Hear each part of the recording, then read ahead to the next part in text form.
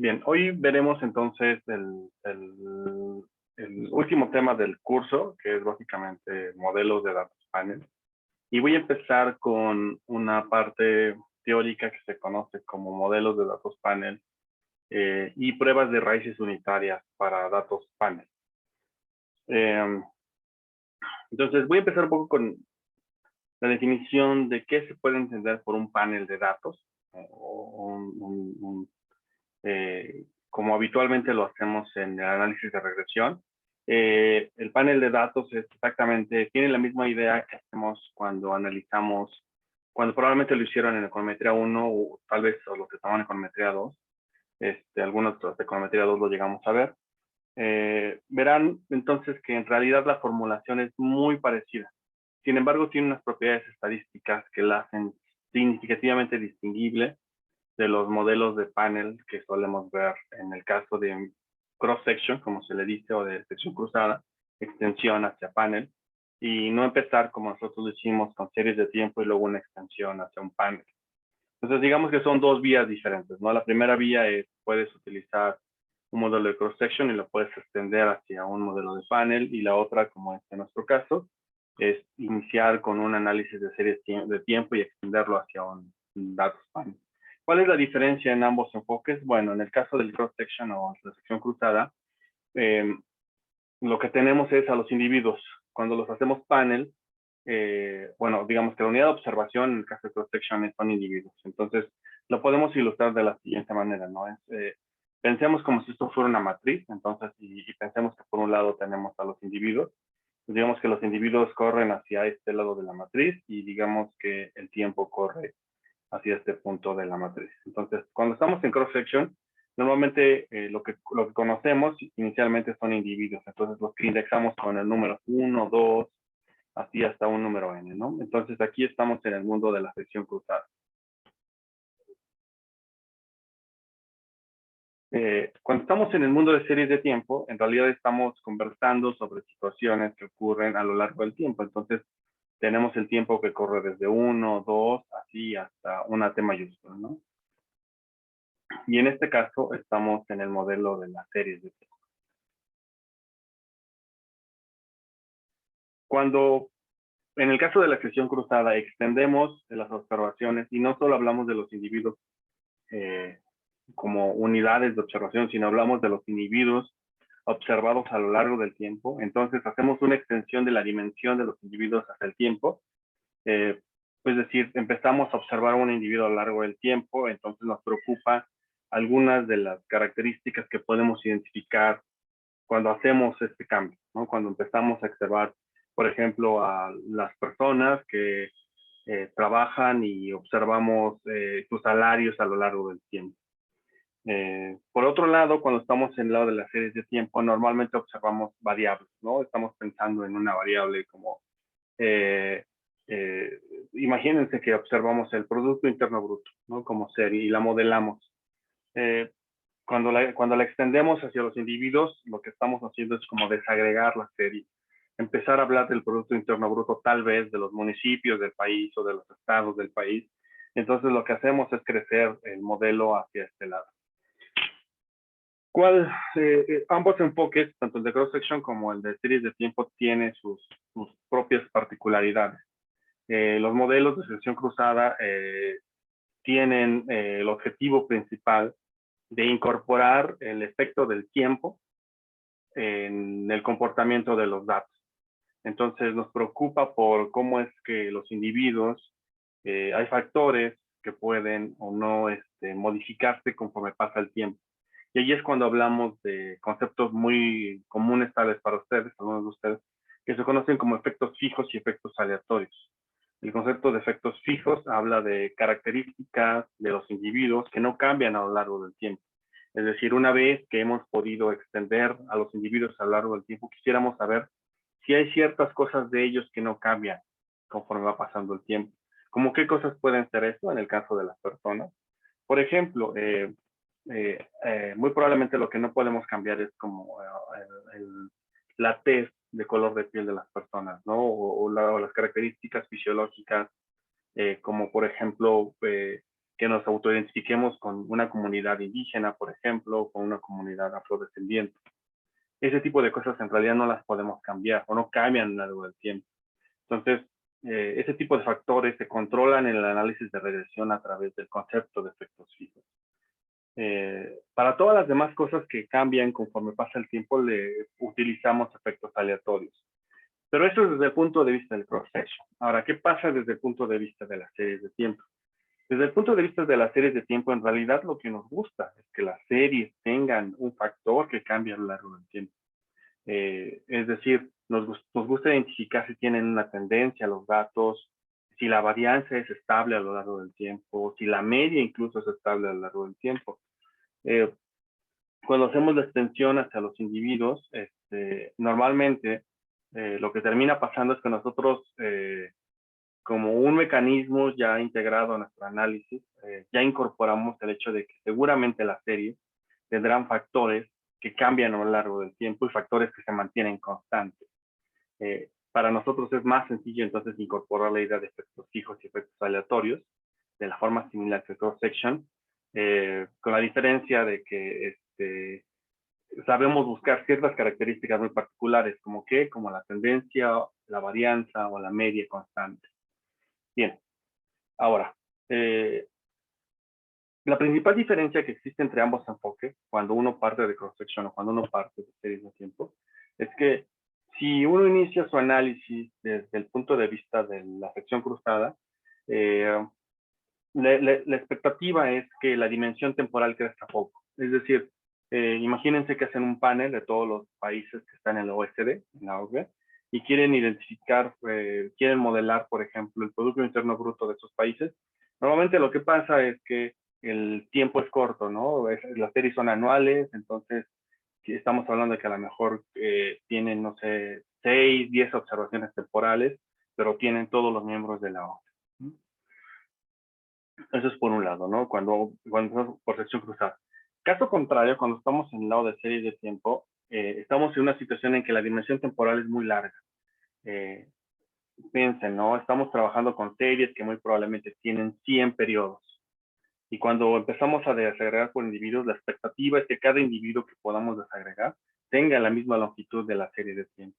Entonces, imagínense que hacemos un panel de, por ejemplo, los índices de producción industrial de economías emergentes, ¿no? Entonces, piensen en unas 5 o 6 economías emergentes, pero cada una con su índice de producción industrial de 100 datos. Entonces, la dimensión temporal es muy, muy larga, pero la dimensión cruzada o de sección cruzada es muy corta. Entonces, esas son como las dos vertientes que tenemos en el caso de panel. Yo en esta clase me voy a enfocar a los modelos de datos panel, de los cuales la dimensión temporal es muy larga y la dimensión de sección cruzada es muy corta.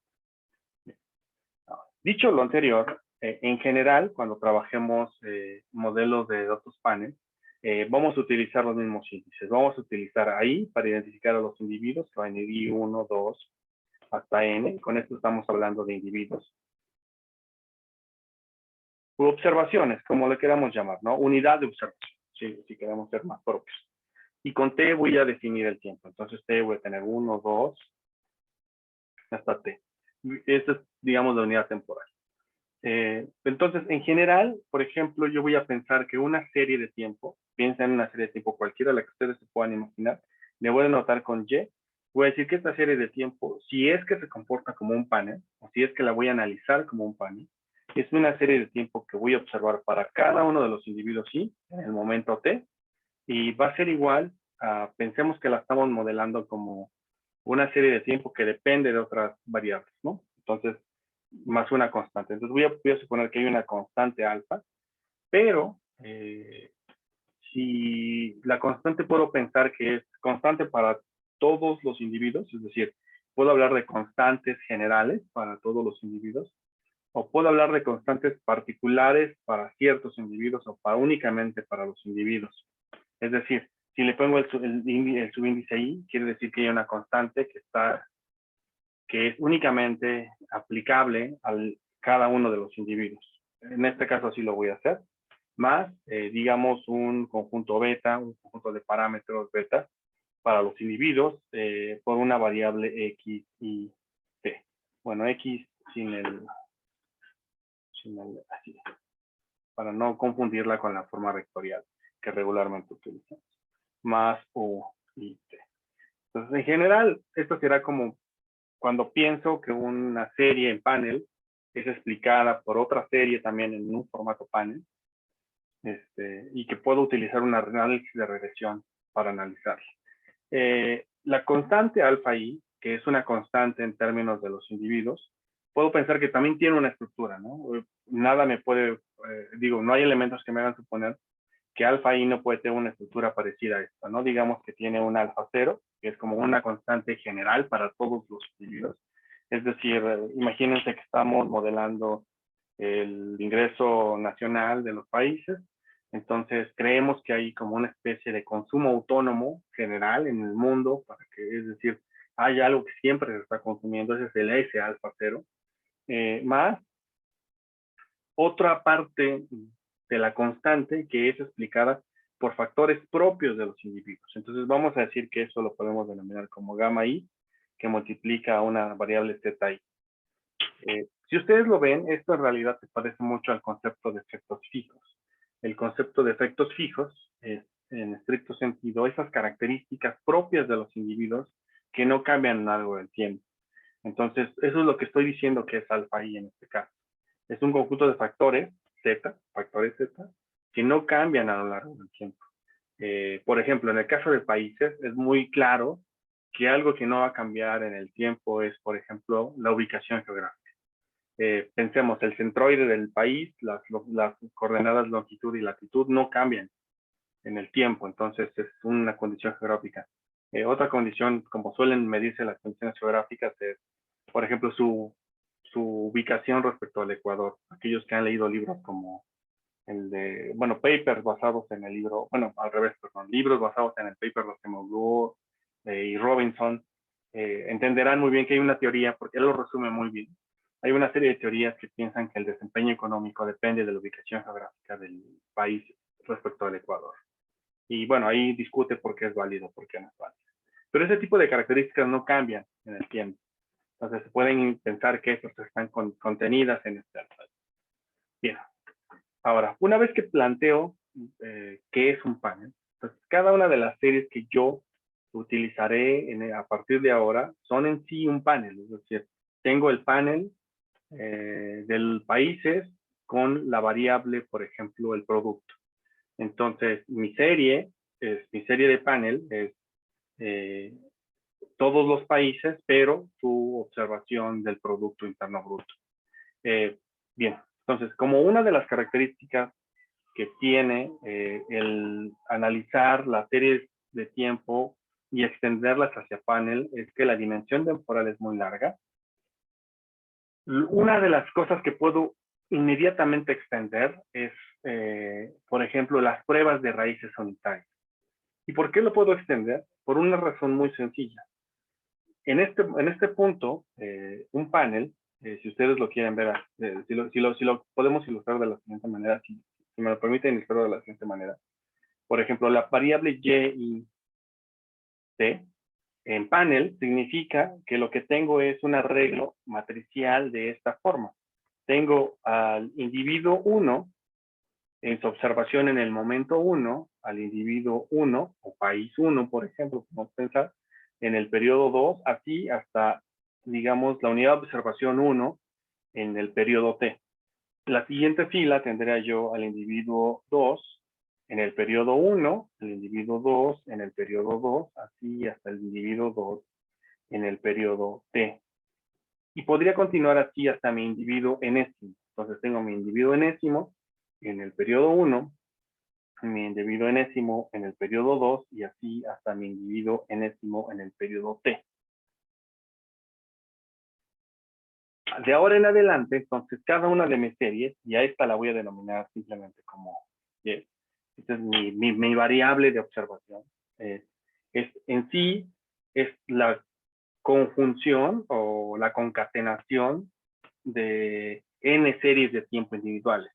Porque por sí misma, cada una de las columnas de esta matriz, por ejemplo, esta columna, en sí misma es una serie. Es, por ejemplo, pensemos la serie de tiempo del Producto Interno Bruto del país 1. La siguiente columna es también en sí mismo una serie, digamos, también el Producto Interno Bruto, pero del país 2. Y así me puedo ir conforme voy analizando cada columna.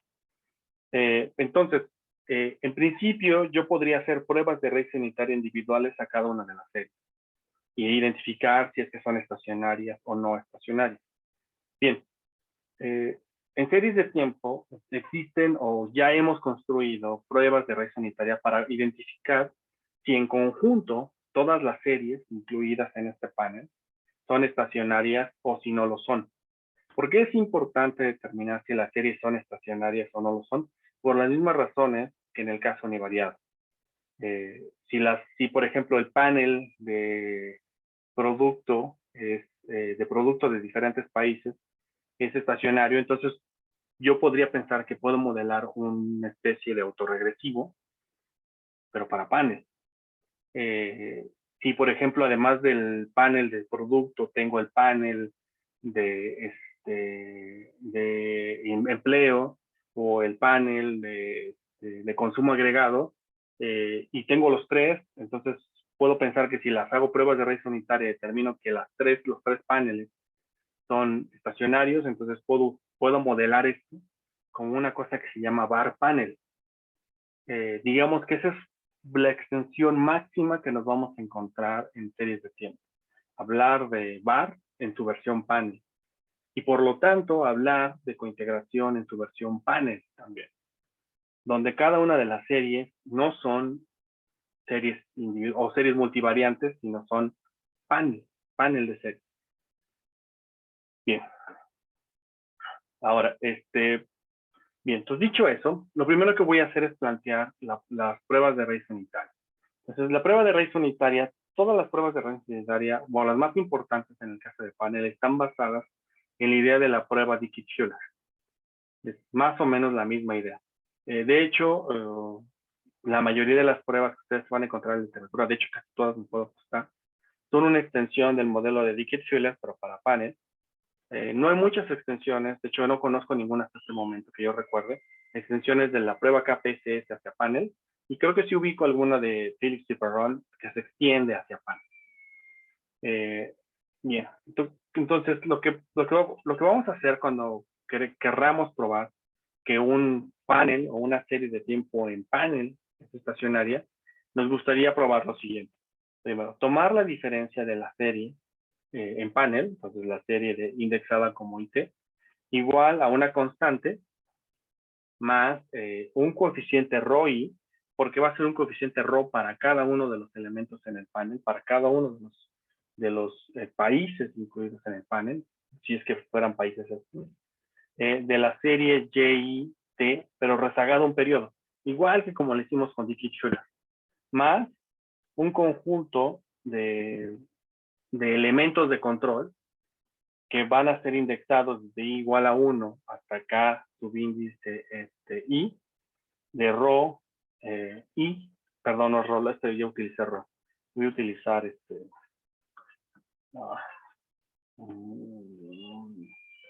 vamos a decir sí. Entonces sí, de sí y J para cada una de las diferencias de Y y T menos J. Sí, menos J. Para donde J es el número de rezago, más un término de error y T. ¿Sí? Entonces, la prueba de raíz unitaria estará enfocada en determinar si el ROI, identificar si este ROI es estadísticamente igual a 1. Eso es lo que nos estaremos preguntando. Pero no tengan algo.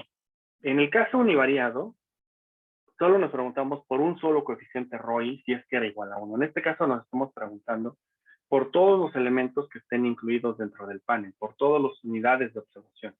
Entonces, si tenemos 30 países en el panel, entonces nos preguntaremos si en conjunto todos los ROI son 1 o si son 0.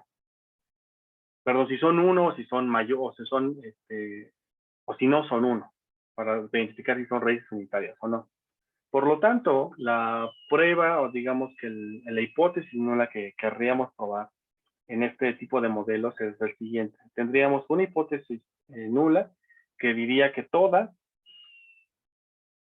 las series son I0. Cuando digo todas las series son I0, me refiero a que todas las series dentro del panel, es decir, cada una de estas que señala aquí, la serie, esta primera serie, esta segunda, hasta esta última, cada una de estas, todas en conjunto son I0.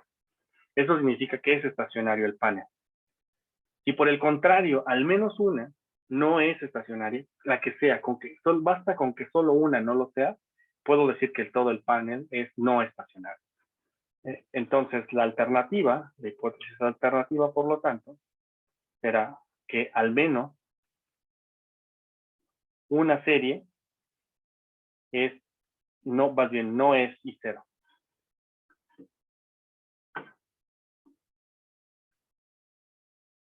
No es I0.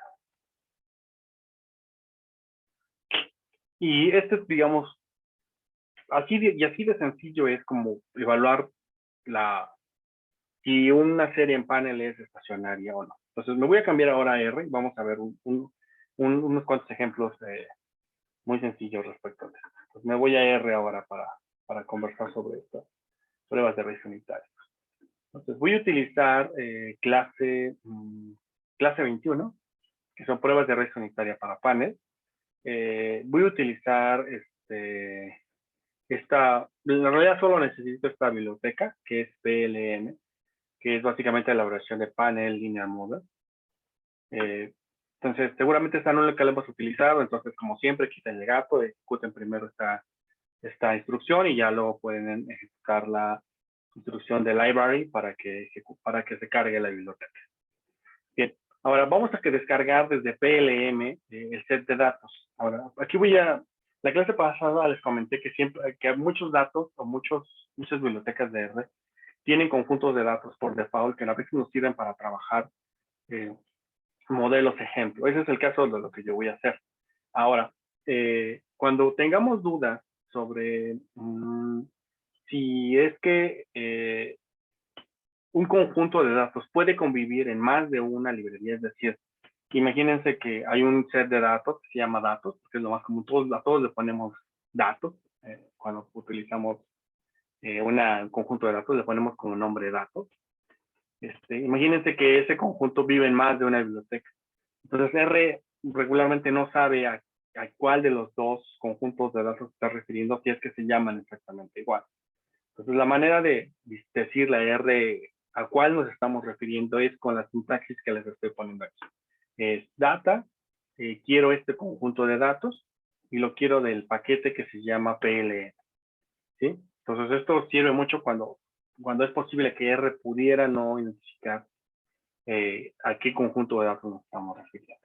A ver, en este caso es un poco redundante o tal vez innecesario porque en realidad solo, digamos, cargué una biblioteca, entonces para R debió haber sido muy sencillo identificar que este conjunto de datos estaba en ese paquete, pero esto lo pongo como ejemplo en el caso de que hubiera más de una biblioteca cargada y que a lo mejor hubiera más de un set de datos. Entonces, ejecuto esto y tengo este 4 conjunto de datos. Entonces, ¿qué es lo que tenemos? Bueno, tenemos varios datos. Tenemos, por ejemplo, en el caso del set de datos que se llama Grunfeld, es un conjunto de datos de 1958, es algo viejito de datos, este set de datos. Es un clásico set de datos de libro de texto. Y lo que hace es que tiene observaciones anuales, 20 observaciones anuales de 3 variables, ¿no? Que básicamente son Real Gross Investment, que se va a llamar así Invest nada más, Real Value del valor de la firma, que es Value, en general así lo vamos a poner, y el valor real del stock de capital, que va a poner capital, para 10 firmas entre 1935 y 1954. Entonces, piensen en esto. Entonces, cuando trabajamos en panel de series de tiempos, la dimensión individuos va a ser muchísimo más corta respecto de la dimensión temporal. Entonces, tengo solo 10 individuos en 20 periodos. ¿Sí? Entonces, cuando trabaje yo en cross-section, lo que me voy a encontrar es el caso inverso. Los individuos van a ser muchísimos y la dimensión temporal va a ser cortita. Bien. Entonces voy a utilizar, primero le voy a preguntar a R qué tipo de objetos tiene Gunfast, y le pregunto y me dice que tiene esto, tiene firm, tiene año, tiene la variable que se llama invest, la variable que se llama value y la que se llama capital. Entonces, voy a ver los encabezados solamente para ver cómo vienen los datos. Entonces, noten que esto es un panel, ¿no? Porque tengo en la primera columna, tengo los individuos, en la segunda columna tengo el año. Entonces, si imprimiéramos, por ejemplo, todos los datos, y aquí escribo veríamos esta información de esta manera, ¿no? A ver, déjenme.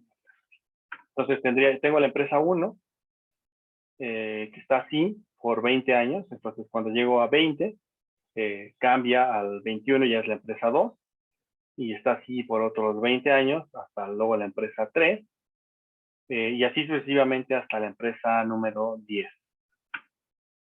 hasta el último año. Entonces, este es como el formato de información que normalmente tenemos cuando hablamos de panel. Cuando hablamos de panel, normalmente este es el tipo de estructura. Se le dice estructura larga o estructura long de los datos. Esa es la expectativa, así es como se debería encargar cuando hablemos de panel.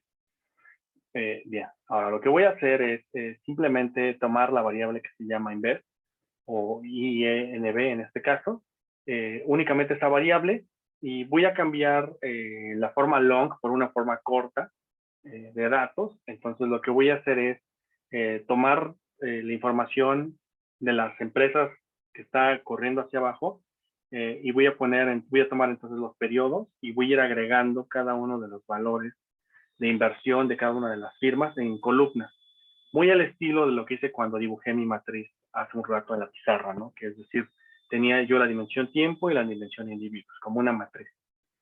¿Eso cómo lo voy a hacer? Lo voy a hacer con instrucción. Entonces le voy a decir que tome la columna de INB, INB, del set de datos que se llama Grunfeld, y que tome la columna de empresa. Entonces toma esas dos columnas y con split lo que le estoy diciendo es vuelve a matriz. Como hacer una especie de pivot table, ¿no?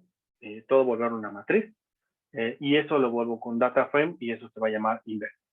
Y ahora con invest le digo que me muestre los datos y van a ver que ahora me dice que los números de las columnas no los tiene, porque lo que hizo fue como trasladar la información. Vamos a ver cómo se ve invest, ¿no? Entonces lo voy a copiar aquí y lo voy a poner aquí nada más para que lo veamos. Entonces invest, ¿cómo se ve? Se ve de esta manera. De hecho, creo que sí, así está. Entonces tengo 20 periodos, ¿no? Déjenme bajar esto un poquito. Entonces tengo 1, 2, 3, y esto también está. 1, 2, 3, 4, 5, 20, y tengo empresa 1, luego tengo empresa 2, efectivamente esta empresa 10, ¿no? Entonces noten cómo cambió la estructura de datos. Entonces, esto es como una variable, una sola variable en panel, pero visto de otra manera, ¿no? Ordenado en una forma, como lo solemos decir a veces, forma corta. ¿Qué es lo que voy a hacer? Le voy a poner nombres. Le voy a poner nombres, en lugar de que se llamen X1, X2, X3, hasta X10, le voy a cambiar este texto por otro que me parezca a mí que es más descriptivo de qué significa cada una de las columnas. Entonces, voy a tomar con C, le estoy diciendo este vector de texto, quiero que le imputes a la propiedad del set de datos que se llama nombres. Entonces, en names, ahora quiero que le imputes estos, aquí tengo 10 textos, y cuando le pregunte por names, ahora van a ser otros. Entonces, ahora los names son estos. Noten que los cambié, ¿no? Pasé de X1, X2, X10 hasta firm 1, hasta firm 10. Ahora, voy a hacer un plot muy sencillo con esta información. Entonces, voy a tomar el objeto que se llama embed y voy a tomar la columna que se llama firm 1, la voy a graficar como una línea y la voy a utilizar como color el 1.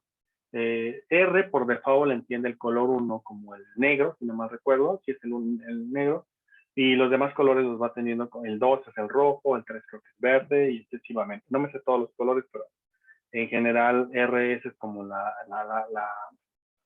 tendencia que sigue cuando le ponemos en color, le ponemos números y no un texto. Entonces color 1, y le pongo aquí los límites de la gráfica. Entonces quiero que el eje de las Y vaya desde 0 hasta 1500, y el tipo de gráfico quiero que sea 1. Cuando le digo tipo de gráfico 1, pues eso significa LTY. Quiero que sea una línea continua. Noten que aquí tengo, por ejemplo, el LT2. Cuando le digo LT2, quiero que sea punteada. Esa es la diferencia. En el eje de las X quiero que ponga tiempo, el texto de tiempo, y en el eje de las Y quiero que ponga real gross inversa. Y así, eso es el primer plot, digamos como que este es el plot base. Luego de que hago un plot base, lo que voy a hacer es agregar las demás empresas, la gráfica de las demás empresas, con un comando que se llama line. Esta es una forma de hacer plot que no habíamos hecho anteriormente. Entonces, con line, cada vez que yo de line le estoy diciendo a R, quiero que al plot inmediato anterior que hayas calculado le agregues la siguiente línea.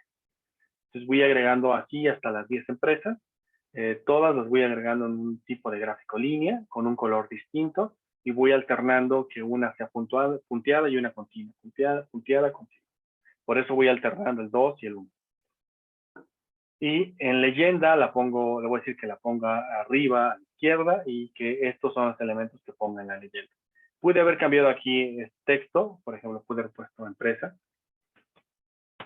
1, por ejemplo, y modificar únicamente este primer texto, ¿no?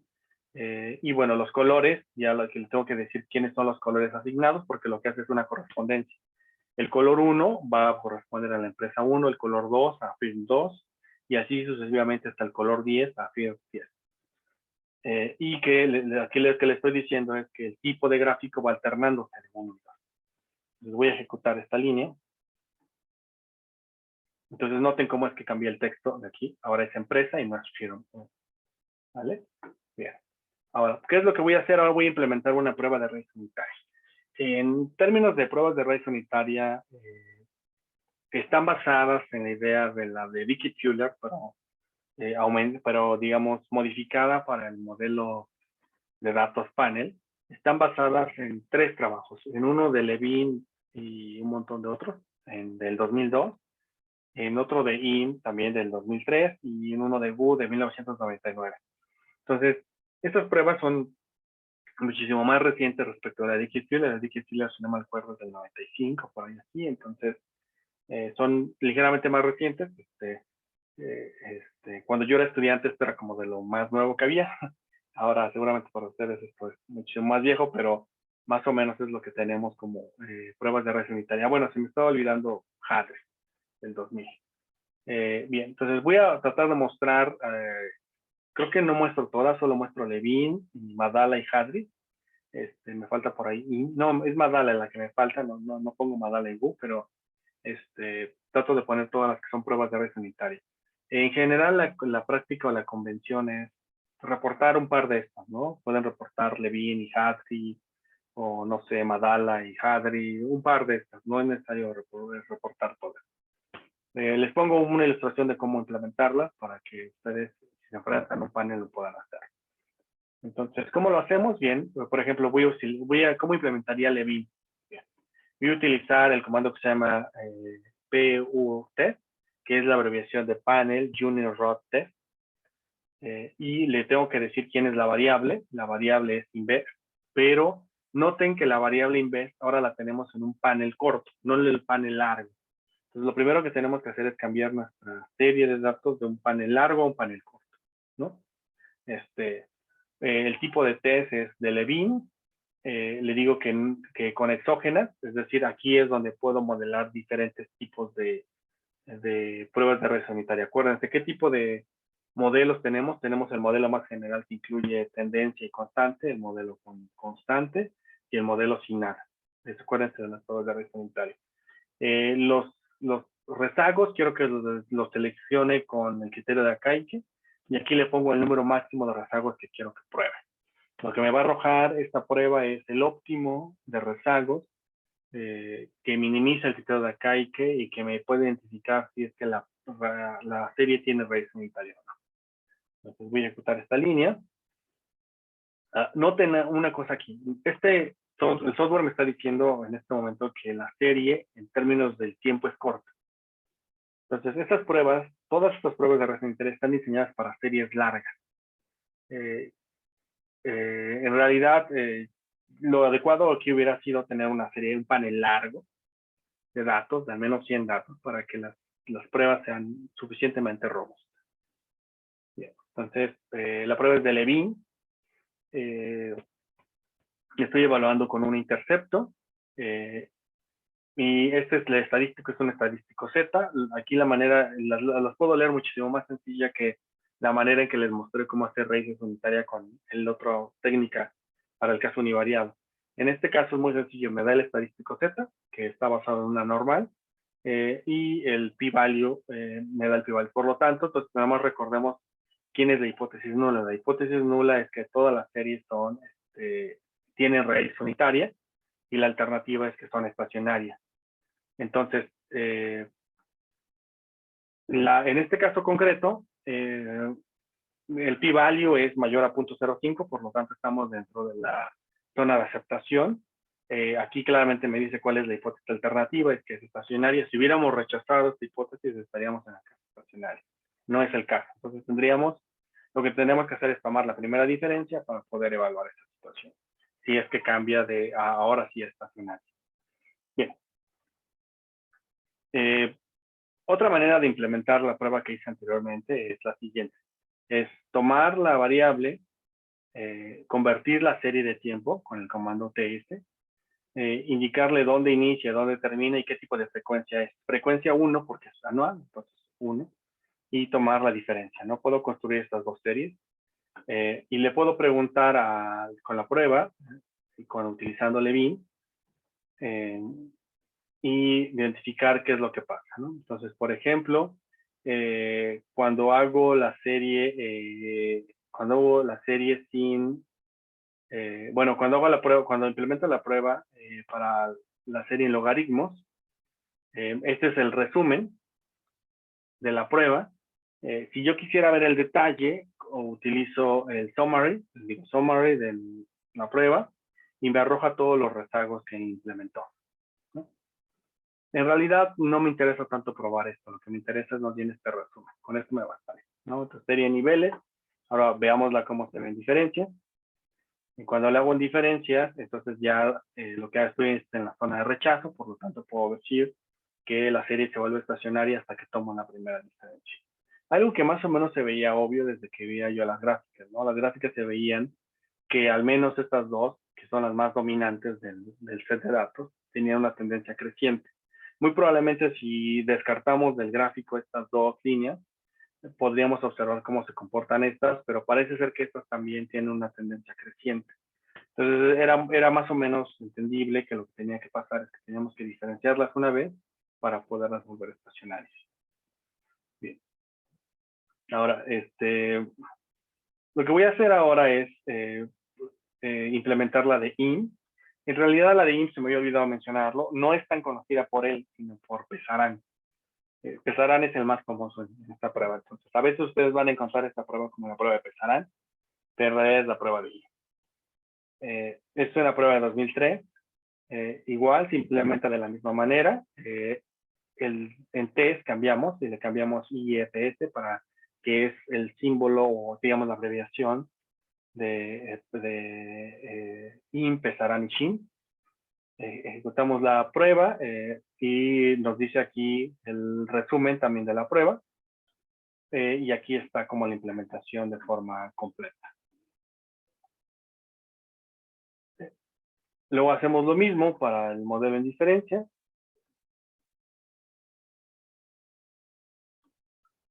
Y lo tendríamos de esta manera. ¿Sí? Bien. Ahora, igual es un resultado muy parecido a lo que veníamos haciendo. En el caso de niveles, no podemos decir que no es estacionaria, solo hasta que la diferenciamos una vez o es estacionaria. Ya, ok. Estas son como las dos pruebas que quería ver. Si ustedes quieren implementar las otras dos que nos faltan, simplemente le preguntan a R, por ejemplo, por la documentación de... Uy, ok.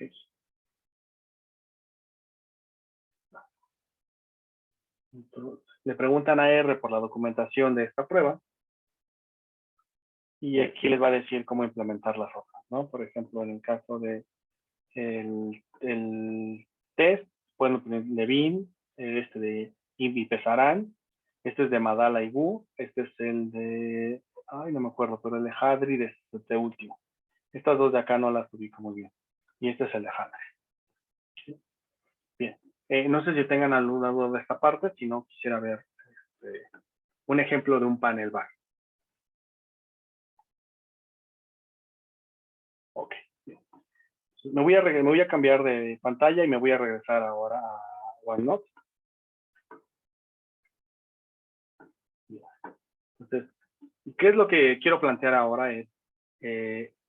Imaginemos que hemos tomado nuestras series y hemos probado que todas se vuelven estacionarias bajo alguna transformación, digamos la diferencia. Entonces ya tenemos todas nuestras series diferenciadas una vez y las tenemos listas para poder implementar lo que sabemos hacer, que es hacer un panel. Entonces, un panel, en términos de, perdón, un panel bar, un bar en términos de panel, es una cosa que se podría expresar de la siguiente manera. Ahora, pensemos panel bar. Entonces, un panel bar se puede implementar más o menos de la siguiente manera. Pensaríamos ahora en el caso multivariado, entonces ahora regresémonos al mundo multivariado, que igual es un panel, entonces por lo tanto tiene dos dimensiones, y t. Esas dos dimensiones se verían de la siguiente manera. Entonces lo que yo tendría es, por ejemplo, aquí tendría, digamos, tengo la variable 1, perdón, la variable, le voy a poner aquí arriba. De hecho no voy a ponerle el número, sino lo voy a cambiar por letra. Entonces tengo la variable 1 que voy a simbolizar con Y, que es un panel. Tengo la variable 2, que digamos es Z, que es otro panel. Y la variable última, que también es un panel. Digamos que tengo tres variables. Entonces noten, es muy parecido a la idea que teníamos en el caso de bar, solo que ahora tengo una dimensión más, que es la dimensión individuos. Entonces cada una de las series que incorporo en el panel ahora son paneles a su vez. Que diga, cada una de las variables que incorporo en el bar son paneles, cada una por individual. Entonces, dicho eso, la manera en que yo debería de modelar un bar debería de ser de la siguiente manera. Y y t debería ser igual a una media más la suma desde L, voy a utilizar L igual a 1 hasta P de la matriz A, L, Y y T menos L más B de X y T más, de hecho voy a cambiar esa X, ahorita les digo por qué, y T. Voy a cambiar esta X para que no se confunda con la X que tengo dentro de esta expresión. Voy a utilizar otra letra, vamos a decir W. Entonces, al igual que con un bar multivariado, de los que conocemos, el bar panel, lo que hago es modelar la serie respecto de las demás series rezagadas L periodos o P periodos, más una serie de variables de control, que son variables exógenas, que es lo que yo denomino W. Está multiplicado por B, que es una matriz. A y B son matrices que me permiten modelar esto como un panel bar. Al igual que el bar que conocimos en las clases pasadas, este bar tiene las mismas características. La correlación contemporánea es la única que es distinta de cero. La correlación entre diferentes momentos del tiempo es igual a cero. ¿Qué más? La varianza es constante. Y ya, cada una de las series es estacionaria dentro de este panel. Bien, este es en general el planteamiento. Es muy sencillo. De hecho, es una extensión muy sencilla respecto de lo que nosotros venimos conociendo. La manera en que se estiman este tipo de cosas es bajo un procedimiento de método generalizado de momentos, que sí requiere un nivel de computación alto de las máquinas, ahora lo vamos a ver. De hecho, muy probablemente solo voy a poder desplegar aquí en la clase los primeros dos ejemplos, el tercero se tarda muchísimo y probablemente lo vamos a tener que dejar ahí un ratito hasta que termine. Entonces, me voy a cambiar hacia R para mostrarles un par de ejemplos de cómo estimar un panel bar. Me voy a R. Y me voy ahora al que se llama clase 22, que es un panel bar. Bien, aquí, al igual que en la sesión pasada, déjenme borrar de aquí datos para no tener nada. También aquí limpiar mi consola. Listo. Bien, entonces voy a utilizar esta biblioteca que se llama Panel Bar, que es la que me permite estimar un panel bar. Y voy a utilizar los siguientes datos. Para el primer ejemplo, es un conjunto de datos que vive dentro de la librería Panel Bar. Como es la única biblioteca que tengo activa, no voy a utilizar la sintaxis que les mostré hace unos minutos. De manera directa le voy a decir que quiero el conjunto de datos que se llama AppData. Y este conjunto de datos corresponde al paper de Arellano y Bond de 1991. Ellos son los primeros que utilizaron esta información, o digo, ahí apareció por primera vez, y luego apareció en otros papers, ¿no? Como este de Boone del Bond y este de Rothman del 2009. Entonces, voy a utilizar este set de datos, y los datos se componen de lo siguiente, de estas variables que están ahí. El conjunto de datos yo lo voy a utilizar, voy a utilizar las siguientes variables. Voy a utilizar empleo, salarios, capital y producto de 140 empresas en Reino Unido entre 1976 y 1984. ¿Cuál es el problema principal que tiene este panel? Es un ejemplo libre de texto. El problema que tiene es que la dimensión temporal es muy cortita y la dimensión individuos es muy larga. Entonces va a tener un problema. Ahora lo vamos a ver en unos minutos más adelante. Bien. ¿Cómo estimamos un panel bar? Bien. Lo estimamos con esta función que está aquí, que se llama pbar gmm, que es la abreviación de Panel Bar General Moment Method, que es como el panel bar de método generalizado de momentos. Y voy a tratar de construir el mismo modelo que Arellano y Bond reportan en su paper de 1991. Entonces voy a utilizar la función. Le voy a decir que la variable dependiente es la variable que se llama n. Entonces vamos a ver quién es la variable n por aquí. ¿Dónde está? Bueno, ahorita la entonces, en los rezagos, quiero que emplee dos rezagos. Luego quiero que tome todas estas variables como exógenas y que la transformación que utilice a la serie, o sea, la transformación que le aplique a la serie, sea fd, que es first difference, que es la primera diferencia. Entonces, que lo tome todo del objeto que se llama data y que el identificador del panel es el ID y el año. Entonces, cuando yo modelo un panel, como está en formato largo, ¿cómo sé que está en formato largo? Lo podemos ver. Entonces, déjenme copiar esto de aquí. Pongo acá. Entonces, lo que tengo aquí es, voy un poquito arriba. Aquí. Entonces, ustedes se dan cuenta, aquí lo que tengo es individuo y año. Individuo y año. Entonces, este es el índice, digamos. Entonces, si lo tengo en formato largo, ¿no? Entonces, tengo, por ejemplo, el individuo 7, y se acaba y empieza el individuo 8 y así sucesivamente hacia abajo, ¿no? Lo que voy a hacer entonces es modelar la serie N. Aquí ya la ubiqué, la serie N, en función de todas estas series, W, WL1K, todas. Y estas que son domis particulares para cada uno de estos datos. Bien, entonces, ¿qué tipo de método quiero que utilice para estimación? Quiero que utilice un método basado en two-step, digamos, dos procedimientos. Entonces, como lo va a hacer, podemos hacerlo hasta por tres, digamos, como en tres tramos para poderlo estimar. Podemos incluso, si quisiéramos, modelar panel bar, muy similar a lo que se conoce como método de variables instrumentales. Si quisiéramos, también digamos que esta función de R lo permite. Pero es una cosa ya más exótica, porque de lo que estaríamos hablando es de estimar un panel bar con variables instrumentales, que es una cosa ya muy rara en realidad. De hecho, yo no lo recuerdo haber visto hasta ahora algún paper que lo haga. Bien, estas de acá, la verdad no recuerdo exactamente qué hacen estas dos funciones. Dejé los valores por default, y este también es un valor por default. Le voy a dar run y se va a tardar unos minutos, espero que no mucho, porque como es un procedimiento en dos etapas, se tarda porque lo que primero que calcula es un modelo, el modelo más sencillo y luego lo replica para el segundo. Entonces se suele tardar un poquito. Ahí va.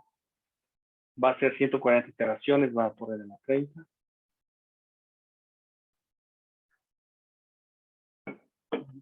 Esperemos que no tarde mucho. Bueno, lo que termina, si quieren, aquí voy platicando con ustedes el resultado. Una vez que termine el modelo, se va a guardar en este objeto.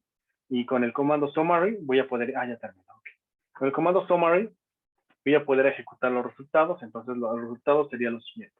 Entonces, tengo un panel dinámico estimado por Twister GM.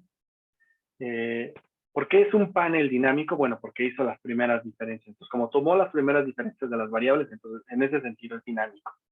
Es un panel bar. La variable dependiente fue n, y esta es como la estimación de las variables independientes. Entonces, tengo estas variables y tengo estos efectos de la suma. Y ya, básicamente eso es como lo que podría yo comentar de esto. Podemos hacer un segundo ejemplo. Este segundo ejemplo está un poquito más interesante porque es un panel más reciente, al menos, de información. Tiene 265 municipalidades de Suiza, que cubre 9 años, igual. Entonces, el problema que también tiene este panel es que es corto de tiempo y muy largo de individuos. Estas variables incluyen como erogaciones o gastos, revenues y una especie de transferencias intergubernamentales en los municipios, dentro de los municipios de Suiza. Bien. Entonces, la fuente de es este paper del 2000 de Dahlberg y Johansen. Bien. Ahora, entonces voy a utilizar, ¿cómo llamo ese conjunto de datos? Con esta función. Y los datos se ven de esta manera, ¿no? Entonces vamos, si quieren, podemos imprimir muy rápido cómo se ven los datos de esto. Igual tienen la misma estructura que hemos venido conversando. Es que viene el ID, el año, y vienen las tres variables. Las tres variables ya vienen previamente de esta manera acomodadas. Hagamos una estimación. Pues voy a hacer un panel bar, donde las variables dependientes son estas tres. ¿Cuál es la diferencia de este modelo respecto del anterior? Vamos a rezarnos un poco. El anterior, en variables dependientes, solamente una variable era dependiente. Entonces, en estricto sentido, no era un panel. No era un bar. Era como una especie de regresión simple. Y en función de X variables. Y es n y las X variables son todas estas variables. No era necesariamente un bar. Sí era una regresión, pero una regresión panel. Ahora bien, ¿qué pasa con este modelo? Con este modelo sí le digo que las tres variables son endógenas. Por lo tanto, esto ya es un bar, porque va a haber una ecuación para cada una de las variables, pero en versión panel. Entonces, ¿cuántos rezagos le voy a poner? 1. Si le pongo muchos rezagos, también se pone muy lento esto. Entonces, y también como son series cortitas de tiempo, no puedo utilizar muchos rezagos, esa también es la razón. La transformación es también un modelo de primeras diferencias, pero anual, sí, primeras diferencias también. Los datos son estos, el identificador del panel es esto, también es un procedimiento en 2 etapas, y esos valores son por default también, lo dije por default. Entonces, lo estimamos, sí va a tardar un poquito más. Vámonos directo al summary, digo, lo voy a imprimir ahorita que termine, pero el summary no tiene esto. Entonces, lo que tengo es lo siguiente, tengo 3 ecuaciones, bueno, 3 ecuaciones, y en cada una me reporta los resultados y me dice la significancia de cada una. Entonces, en lugar de hacer como AR, me reportaba que era una ecuación y luego abajo la otra ecuación y sucesivamente, este resultado lo imprime en una sola tabla y vienen las 3 ecuaciones resultantes y que estimo. Bien. Bueno, sigue procesando. Entonces vamos a esperar unos minutos a ver si termina. Este último modelo de Andrews and Lu, me voy a, lo voy a dejar corriendo, pero sí es muchísimo más complicado de ejecutar. Es muy parecido al que acabamos de estimar aquí arriba. La diferencia es que este ocupa 2 rezagos, entonces la diferencia con el anterior es simplemente el número de rezagos, y se vuelve muchísimo más lento, mucho más lento. Entonces, yo creo que no lo vamos a ejecutar, de hecho no ha terminado el anterior, ustedes se dan cuenta, sigue trabajando. Y ya, ahorita me voy a saltar hasta,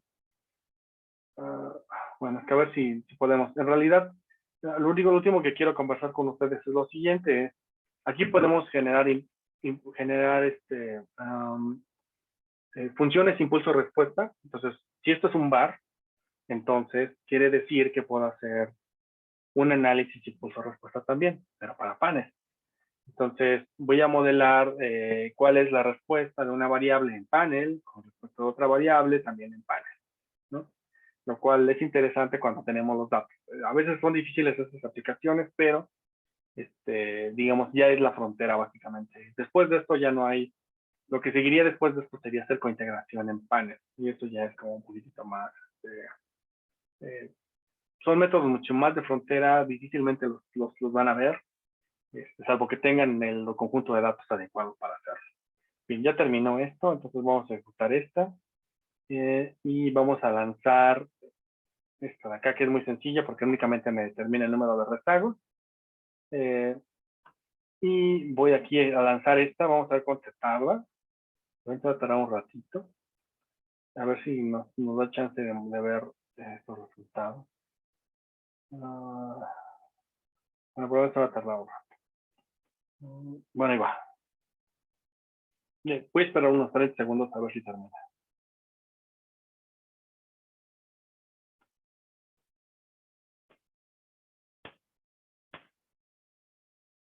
Bueno, ahí terminó la primera etapa, va a empezar la segunda, por eso que empieza a correr otra vez el, el marcador de iteraciones.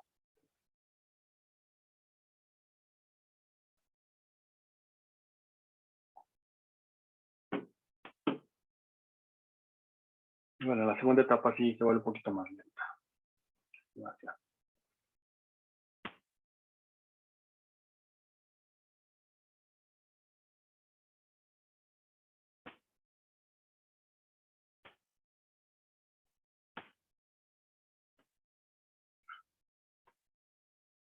Bueno, mientras esperamos, no sé si tengan alguna duda o comentario, si no,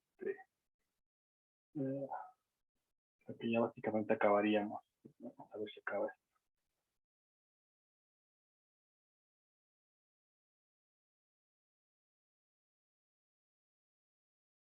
No va ni a la mitad.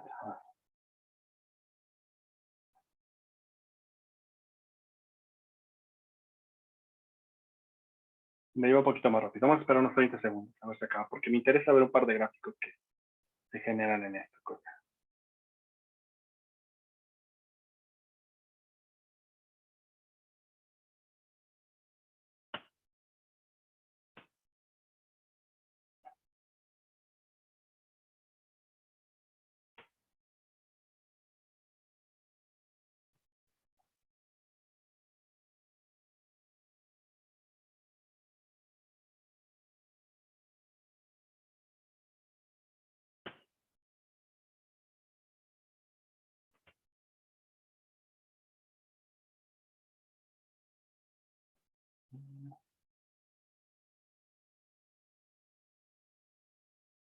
Bueno, ya casi acaba. Vamos a darle unos 10 segundos más.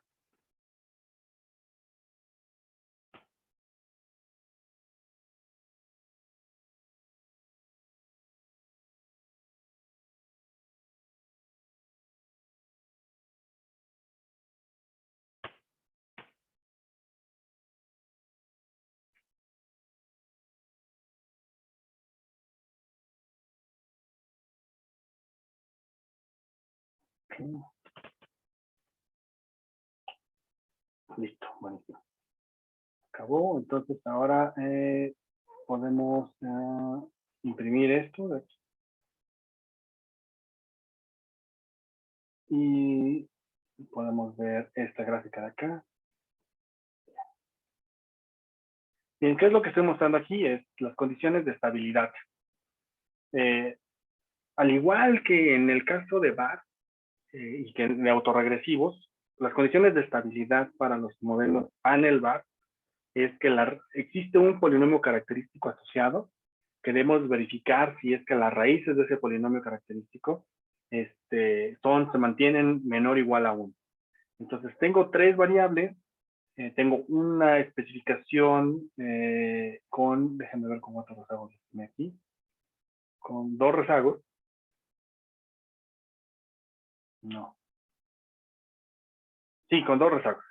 Entonces, mis raíces de este polinomio característico son 3, entonces, y son estos de aquí, estos son los 3 valores característicos, y el módulo es este. Entonces me lo muestra y me muestra la raíz, y me muestra el círculo unitario. Dice, bueno, estos 3 están dentro del círculo unitario, por lo tanto, tu panel VAR es estable.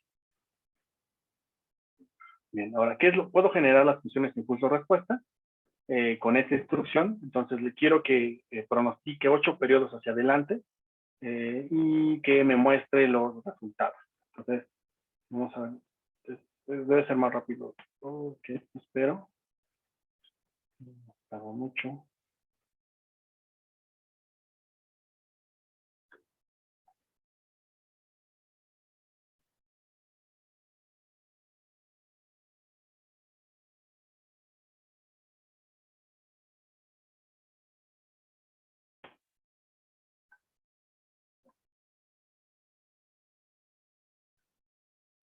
Bueno, una cosa que me olvidó explicar en este código es, bueno, también tenemos que calcular los intervalos de confianza de la curva de impulso-respuesta, que calculamos con un método de Bootstrap, básicamente lo que queremos hacer es un intervalo de confianza al 95%.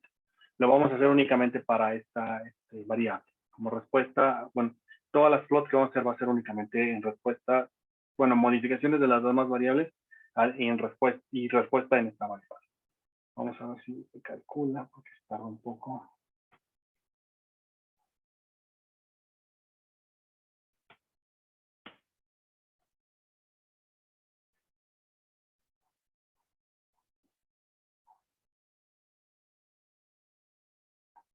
Bueno, creo que aquí le vamos a dejar a ver si ahorita en lo que terminamos y convertamos lo último, se pueden mostrar las gráficos. Entonces,